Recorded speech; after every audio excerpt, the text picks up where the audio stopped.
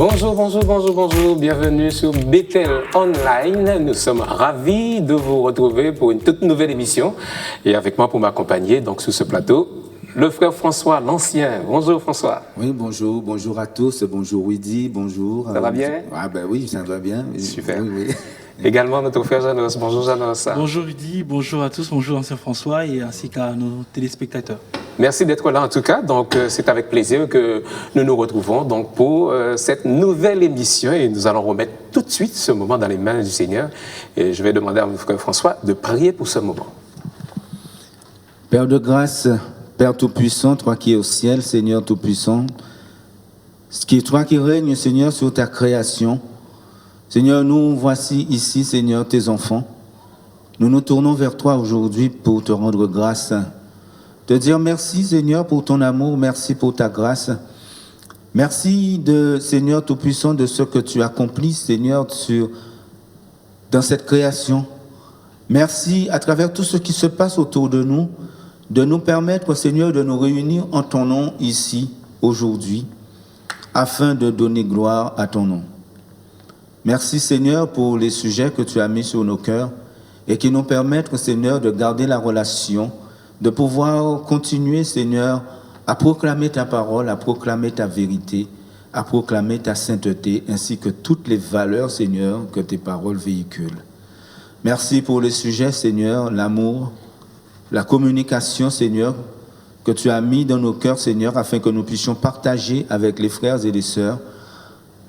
Tu nous as donné deux clés à travers ces thèmes, deux clés qui nous permettent de vivre mieux ensemble à l'Église, de la relation aussi que nous avons avec toi, Seigneur, c'est une relation d'amour et de communication. Et aussi, Seigneur, dans la famille, le bonheur, de trouver le bonheur, à condition que nous puissions utiliser ces clés comme toi, tu nous les as données. Seigneur, nous te rendons grâce et te disons vraiment merci parce que sans toi, Seigneur, nous n'aurions pas, Seigneur, la vie que nous avons et nous n'aurions pas non plus la vie que nous attendons auprès de toi. Nous te bénissons et te disons encore merci, sois glorifié, élevé dans le nom de Jésus. Amen. Amen. Amen. Merci, mon frère François, pour cette prière. Et nous avons commencé ce thème il y a 2 mercredis cela. Quelle est la clé du bonheur familial? Nous avons vu le bonheur.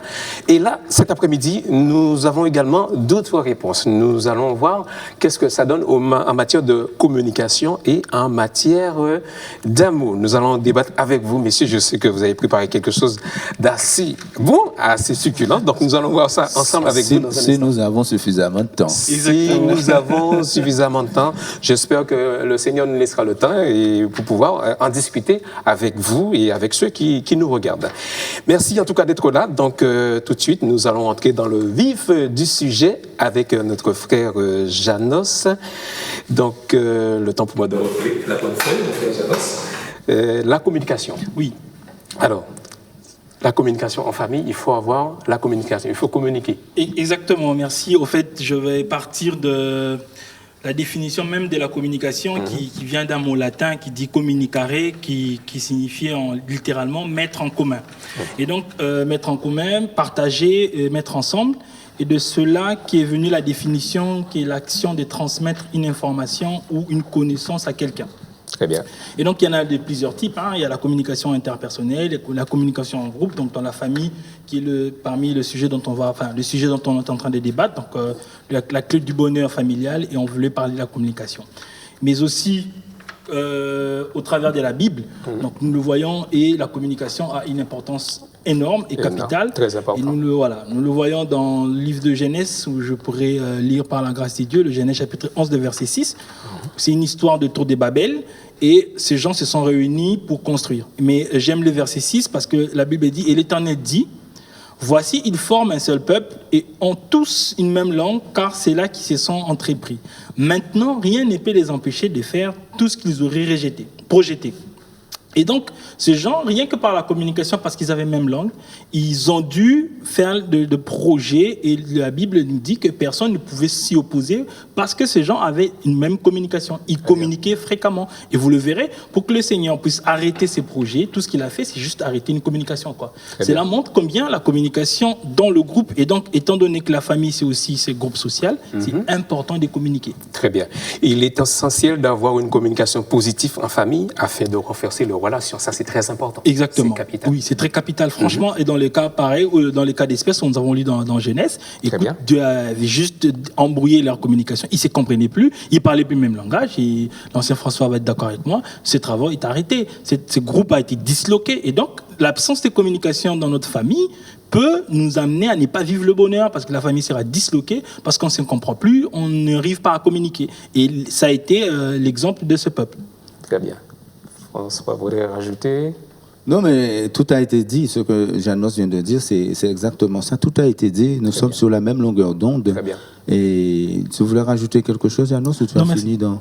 Très bien. Voilà, oui. Très bien. Donc, les bénéfices de la communication positive en famille. Le fait de développer une communication positive en famille se répercutera positivement sur notre santé émotionnelle et mentale. De plus, cela nous permettra de voir la réalité avec plus de clarté et ainsi d'établir les relations solides avec les membres de notre famille. Alors, cela favorise pas mal de choses, mon frère François. Tout à fait. Donc, je te laisse entrer, faire l'entrée en matière sur ce passage. Oui, parce que moi je vais rester plus sur la communication dans le couple. Parfait. Axer la communication sur le couple, l'homme et la femme. Très bien. Parce que l'objectif même de la communication, nous communiquons dans le couple, communiquer lorsque deux personnes vivent ensemble et communiquent, mais ils ne communiquent pas en l'air comme ça. Il y a derrière cela une production de résultats. Très bien. À Babel, la communication, la production du résultat, c'était des résultats, c'était de construire une tour. Tout à fait. Et pour aller toucher le ciel. Dans le couple, la production de résultats, on produit des résultats des fois qui sont positifs. Très bien. Et on produit aussi des résultats des fois qui sont négatifs. Mais ce qu'on doit rechercher dans notre communication dans le couple, c'est la compréhension et la connaissance l'un de l'autre. Parce que ce qui va se passer, dans le couple, il faut y avoir une fluidité de fonctionnement dans le couple qui est basée vraiment sur la connaissance et la compréhension l'un de l'autre pour la recherche de la satisfaction de l'un et de l'autre, mais par l'un et par l'autre. Ok. En ce sens, ça me donne tout de suite l'image de l'équilibre. Au fait, j'ai une image qui me vient tout de suite alors que vous êtes en train de parler. C'est quoi? C'est vous prenez deux pierres que vous ramassez dans un coin du monde et vous essayez de les superposer. Je vous dis que ces pierres ne pourront pas se superposer, tout simplement parce que les surfaces ne sont pas lisses. En fait, les surfaces n'étant pas planes, on ne peut pas superposer ces deux pierres. Et pareil, il n'y aura pas d'harmonie, il n'y aura pas d'équilibre lorsqu'il n'y a pas de communication. Et moi, je prends la communication comme étant ces moments de frottement. Très bien. Qui permet, en frottant ces deux pierres, vous aurez deux faces lisses et qui peuvent maintenant se superposer et donc atteindre l'objectif qui est une bonne fluidité de communication. Ces deux pierres seront donc en équilibre. En équilibre, Parfait. exactement. Et donc, c'est exactement ça. Et quand on revient sur l'homme quittera son père et sa mère et s'attachera à sa femme. Parce que ce sont les deux, je dis bien, qui doivent un résultat l'un pour l'autre. Absolument. Et l'un par l'autre. Personne d'autre ne doit venir bâtir cette communication dans le couple. Le couple va aller chercher des outils, des éléments ailleurs, mais c'est le couple qui va aller chercher et qui va, comme la pierre, ils vont l'un se frotter à l'autre et ensuite pour pouvoir un peu s'agglomérer parfaitement et donc l'un à l'autre. Donc il faut absolument couper cette communication à un moment avec les parents pour pouvoir se bâtir eux-mêmes et produire un résultat. Donc, il va aller dans la satisfaction de l'un et de l'autre, et par l'un et par l'autre. Et cette compréhension nécessite d'aller vers l'autre, de donner, de ne pas attendre que ce soit toujours la personne qui reçoit. Il faut aller, c'est un choix d'aller vers l'autre, d'essayer de comprendre l'autre. Est-ce que ça voulait dire par là, il faudrait qu'on puisse, même si tu as tort ou tu as raison, de commencer le premier pas ou c'est aussi un élément important, c'est-à-dire qu'il faut commencer à aller. des fois on se réserve en termes de l'image que ça donne. Enfin, je voulais parler de l'humilité en fait. Oui. Mais, oui, c'est exactement ça. Mais à partir du moment, je veux te dire qu'on commence à parler de tort ou de raison, ce sont des notions et des valeurs qui vont des fois conduire à des blocages. Absolument. Parce que si j'ai raison, des fois, c'est parce que je me dis que j'ai raison que des fois, je veux me bloquer. Parce que j'ai raison. Mais pas tort ou raison, on va toujours chercher. Il faut absolument, dans le couple, il faut que le problème est posé, il faut qu'il se règle. Donc, on ne va pas regarder ni tort ni raison. Il faut aller dans la communication, il faut discuter. Donc, des fois, c'est un risque, mais c'est ce risque, des fois, qui va débloquer la situation et qui va permettre de comprendre, de connaître mieux la personne qu'on a en face de soi. Et cette personne-là aussi, dans le but recherché, non pas de l'orgueil de dire que j'avais raison ou que le problème est résolu, mais tu vois, c'est moi qui avais raison dans ce que je disais. Non, c'est pour pouvoir ensuite être capable de donner la satisfaction à l'autre. Et c'est que quand l'autre est satisfait, que dans la relation de communication, l'autre va te renvoyer aussi la satisfaction que tu attends. D'accord. Ouais. Je pense que c'est ce qu'on dit communiquer d'une manière à ce qu'on puisse comprendre qu'on ne peut pas tout, on ne sait pas tout, et qu'on peut aussi apprendre de l'autre, et qu'on pourrait même être aussi fautif dans ce domaine-là. Donc, être humble lorsqu'on s'approche de quelqu'un d'autre pour essayer de communiquer. C'est démontrer qu'on a besoin de l'autre. Exactement. L'humilité que tu es en train de décrire ici, c'est de dire qu'on n'est pas celui qui connaît tout, on ne domine pas toute une situation, mais on a besoin de l'autre, comme l'autre a besoin de nous, mais l'humilité de dire qu'il faut absolument qu'on fasse le pas et aller vers l'autre. Absolument. Dans la communication, il y a des objectifs, il y a des bénéfices, il y a pas mal de choses pour sa vie, pour sa santé, pour sa famille et pour soi-même. Exactement. Oui. Ah ben oui, il y a des bénéfices pour la famille, comme je dis, c'est la fluidité de la relation dans la famille. Bon, après, quand il y a des enfants, parce que les enfants ne comprennent pas tout. Toujours. Parce que la communication avec les enfants ne comprennent pas forcément toujours les mots, mais les enfants ressentent les choses. Exactement. Les enfants ressentent, et quand on ressent, c'est assez fort, parce que l'enfant ressent avec ce qu'il a en lui comme outil. Et voilà, et donc il y a des perturbations qui peuvent venir parce que voilà, l'enfant ne comprend pas les mots. Oui, je pense que tout à fait. Je pense que la communication permet de créer une atmosphère qui est tout de suite ressentie par les enfants.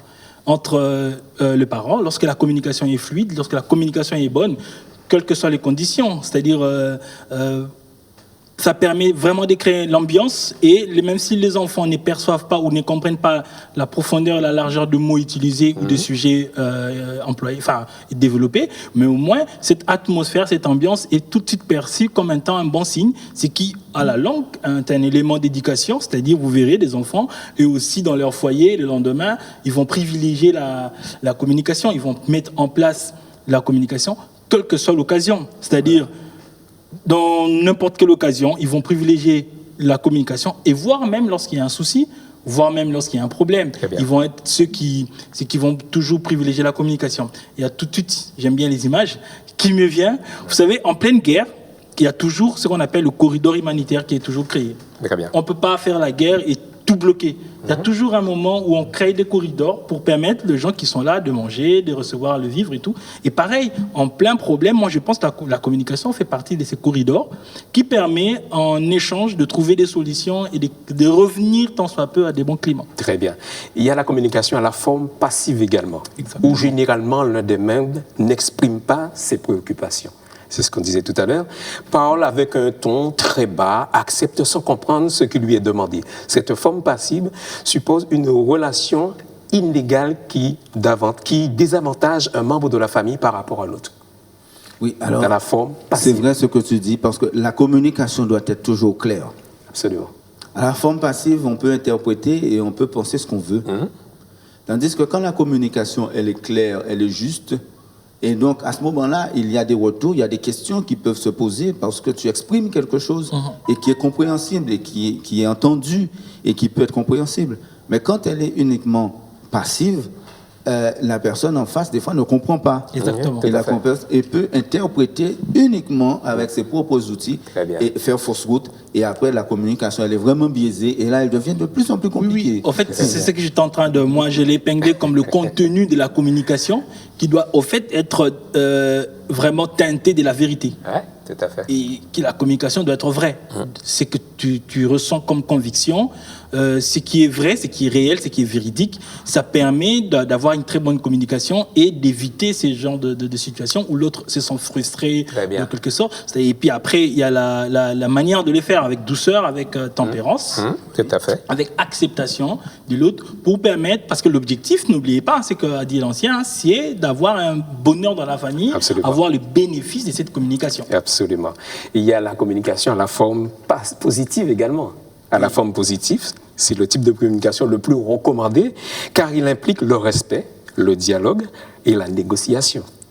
Il permet de renforcer les relations familiales dans un contexte de respect et de confiance et il favorise une estime de soi saine chez les enfants. Tout à fait. C'est vraiment la communication qui est saine. C'est la communication où on s'exprime. Très bien. Et c'est le dialogue. C'est du dialogue. C'est du dialogue. Et dans le dialogue, on voit qu'il y a l'humilité. Parce que dans le dialogue, on n'est pas là uniquement pour donner, mais il faut aussi qu'on soit prêt à recevoir. Exactement. Il faut qu'on puisse comprendre qu'on est prêt aussi, qu'on doit recevoir. On doit recevoir non seulement dans le couple, de l'autre partie du couple, mais aussi quand on a des enfants, que les enfants aussi sont capables de nous apporter des choses. Et donc, être capable, un moment, d'avoir un dialogue, de se mettre au niveau de l'enfant et laisser l'enfant s'exprimer. Et là, ça nous apprend beaucoup de choses aussi. Parce qu'il y a toujours en nous un enfant qui sommeille encore, malgré notre jeune âge. Exactement. Au fait, c'est ce que je pense, c'est-à-dire lorsque vous discutez comme ça, vous échangez comme ça dans la famille, tout le monde s'exprime, ça permet, à ceux qui s'est dit être fort, de partager leur expérience aux autres, de l'autre côté, de ceux qui vont se retrouver à avoir des limites, de trouver des stratégies pour faire face à cela. Et c'est comme ça se passe dans un moment de communication, dans un moment détendu dans la famille. Même les enfants apprennent beaucoup, ils se permettent déjà de s'entraîner. Et donc, au sortir d'une famille qui vit le bonheur de la communication, ce sont des enfants forts, que moi j'appelle souvent les enfants champions. Ils savent, c'est leurs limites, ils savent aussi puiser de l'expérience de leurs parents ou de leurs frères pour faire face, à la situation de la vie. Mais c'est là parce que par la communication, que ceux qui sont enfermés, c'est un peu difficile. Et cette même logique vaut aussi pour un couple. Très bien. François, vous voulez rajouter ? Oui, parce qu'il y a un état d'esprit dans la communication qu'il faut véhiculer. Et cet état d'esprit, c'est admettre que l'autre aussi en face, quel que soit là où on est, dans le couple, on est toujours dans le couple, on a le droit aussi à s'exprimer. Très bien. Très bien. On a le droit, il n'y a pas de domination, de dire que tu t'exprimes. Il y a on connaît certaines religions où en fin de compte, la femme ne s'exprime que quand on l'autorise à s'exprimer. Et en fin de compte, non. La communication, c'est quand on a quelque chose à dire, il faut le dire à ce moment-là. Pas n'importe comment, ça dépend de ce qu'on a à dire, mais il faut être capable de comprendre que on est sur le même pied d'égalité. Je dirais même que pas n'importe comment, parce que c'est pas parce que tu parles que tu communiques. Hein. Non. Voilà. Parler n'est pas communiquer, parce que des fois on confond crier, vociférer et communiquer. On l'a dit, tu dois donner une information et une connaissance dans l'optique d'atteindre un objectif. Dans un contexte d'un problème ou même si le climat est serein, communiquer, c'est transmettre une information. Mais moi, franchement, je suis des fois sidéré quand devant un problème, les gens crient, les gens s'énervent, ils s'emportent à tout va, ils pensent qu'ils communiquent. Là, ce n'est pas communiquer. Et là, c'est la communication du type agressif. Ok. Voilà. Là, c'est un vaste sujet, parce que c'est la communication qu'on connaît dans notre pays. En Guadeloupe, on connaît ça, on connaît cette communication où les gens, lorsque un petit peu incompris, ça commence tout de suite par l'énervement. Par l'effort, ensuite vocifération. Absolument. Et après, on connaît ça, mais ça, c'est un autre sujet, c'est un vaste sujet. On pourra en débattre un autre jour, mais... C'était juste une parenthèse. Voilà, ils disent que la communication réduit le stress. Exactement. Quand il y a une bonne communication, une bonne cohésion dans la famille, ça réduit le stress. Il y a l'amélioration de nos compétences sociales et personnelles. le meilleur contrôle des pulsions et de la colère, l'amélioration de votre estime personnelle, la meilleure compréhension de vos émotions, le respect envers vous-même et envers les autres, l'amélioration de votre capacité à prendre des décisions, le gain en satisfaction personnelle. Tout ça, donc, englobe la bonne communication. Exactement. Vraiment, ça englobe la bonne communication. Très bien. Vous voyez qu'il y a beaucoup d'ingrédients qui découlent de la communication. Et tel que vous l'avez si bien résumé et énuméré, ça nous permet de dire que ça tisse le lien et ça laisse, je dirais même, c'est les meilleurs moments d'expression de l'amour. Très bien. Au fait, Très la bien. communication. Meilleure expression de l'amour, on y vient? L'amour. Ça aussi, ça fait partie. On a très peu de temps. L'amour dans le couple également. Donc, c'est le point essentiel. C'est le point essentiel. S'il n'y a pas d'amour, il n'y a rien. Il n'y a rien. À côté, il n'y a rien. Il y a le côté... il n'y a rien. Très bien. Après, on ne peut rien rajouter. S'il n'y a pas d'amour, il n'y a rien. Très Parce bien. que, oui, vas-y. Oui, donc la Saint-François l'a si bien dit, j'étais en train de réfléchir, ça c'est mon fort. Il a bien dit, s'il n'y a pas d'amour, il n'y a rien. Donc quand vous l'enlevez dans une relation, vous l'enlevez dans la famille, c'est des façades. Franchement, c'est c'est vraiment quelque chose c'est un cinéma, c'est du théâtre dans un couple ou dans une famille. S'il n'y a pas l'amour, s'il n'y a pas l'affection, s'il n'y a pas cet attachement fort, deux fois inexpliqué, qui n'a pas vraiment de critères réels, qui réunissent deux personnes, les parents envers les enfants, vice-versa. Et de cela, étant donné que c'est immatériel, ça s'exprime au travers d'une bonne communication, ça sévit au travers le respect, ça se partage et voilà. Très bien, très bien. Oui. François va rajouter. Je pense que le producteur de l'émission, il faudra le voir pour qu'on puisse vraiment faire une séance sur l'amour, parce que l'amour vraiment mérite donc une émission spéciale, parce que l'amour n'est pas rien. Ouais. L'amour, c'est un lien qui va nous unir, c'est un lien qui est plus ou moins profond et plus ou moins solide. Et donc, en fonction de ce lien, en fonction de la solidité, de la profondeur de ce lien, il y a beaucoup de choses qui peuvent se passer. Et on peut, l'amour, parce qu'on va rentrer dans ça englobe l'amour plein de choses. Eros, l'amour philéo, l'amour agapé, et tous ces amours que nous devons avoir, pour que nous puissions partager et vivre bien ensemble. Tout cela, c'est par rapport à cet amour, quand on l'a, que la communication après est beaucoup plus fluide après. Exactement. Parce qu'il y a un lien. Moi, par exemple, je t'aime, je vais penser, je vais voir comment je peux négocier, arriver à régler le problème. Mais je t'aime pas, je dis tant pis. Donc, l'amour, c'est le lien qui m'unit à toi, me permet de chercher des solutions et de trouver des solutions pour ton bien-être à toi, mais pour aussi mon bien-être à moi aussi, donc pour les deux. Donc après, il y a des choses... On reviendra, on verra ce que dit la Bible concernant l'amour. Juste un petit passage rapide qui dit « Celui qui n'aime pas ne connaît pas Dieu, car Dieu est amour. » Amen. Dans 1 Jean et le verset 4. On reviendra plus largement là-dessus, parce que le temps qui nous était parti est arrivé à son terme. Donc, merci de nous avoir suivis. N'oubliez pas de laisser vos commentaires sous la vidéo. On se retrouve la semaine prochaine. Dans un instant, la Minute Conseil.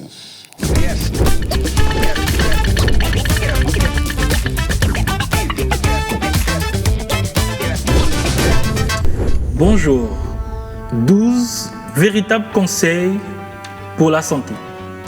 Mais aujourd'hui, nous allons aborder 5 et nous reviendrons forcément pour finir et expliquer le reste. Nous allons commencer par le jeûne.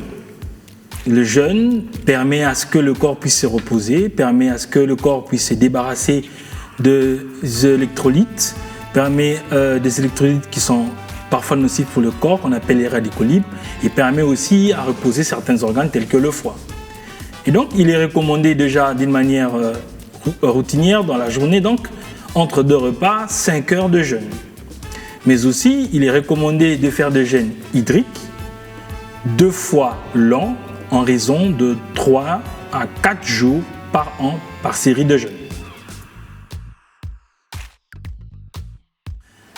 L'activité physique après un repas. Après chaque repas, que ce soit à midi comme le soir, Il est donc recommandé de faire une activité physique accompagnée de mouvements pendant au maximum 15 minutes, qui peut être marcher, ou faire passer la serpillière, ou faire de la vaisselle, mais une activité physique juste après un repas, 15 minutes, nous permet donc de faciliter la digestion et de faire circuler correctement le sang dans le corps. Comment tromper la faim? Il est donc vu et constaté souvent lorsque nous avons pris notre petit déjeuner ou nous avons déjeuné, et que dans la période d'attente de 5 heures, de 6 heures de jeûne, il y a des remontées gastriques qui nous donnent l'impression d'avoir faim. Tout simplement, ce sont donc ce que je dis des remontées gastriques qui nous demandent de boire juste de l'eau, donc un verre d'eau ou 2 verres d'eau permet de calmer cette impression d'avoir faim. Boire. Il est important de boire de l'eau, et surtout quand on s'approche de cette période de sécheresse où le corps va beaucoup perdre que gagner en termes d'eau, et surtout pour nos mamies et nos papis. Il est donc recommandé de boire, et la quantité c'est 2 litres par jour. Il y a beaucoup de techniques qui nous permettent de boire. Entre autres, c'est promener avec une petite bouteille d'eau partout, ce qui va nous rappeler de toujours boire. Commencer par le cru. Eh bien, nous savons que nous sommes appelés à manger le matin, à midi, le soir. Il est vraiment recommandé de commencer nos repas par du cru, en termes de salade ou le fruit, mais cru. Ce qui nous permet déjà une digestion accélérée de tout ce qui est cru, parce que c'est digéré un peu plus vite. Et ça permet à l'estomac de se préparer, de recevoir un bon ou le grand repas, proprement dit, et donc améliorer efficacement notre digestion et donc une bonne absorption de ce que nous sommes en train de manger. Et en tout dernier, je dirais, commencer la journée au petit matin avec un petit verre d'eau avant de prendre le petit déjeuner. Merci, prochainement pour la suite.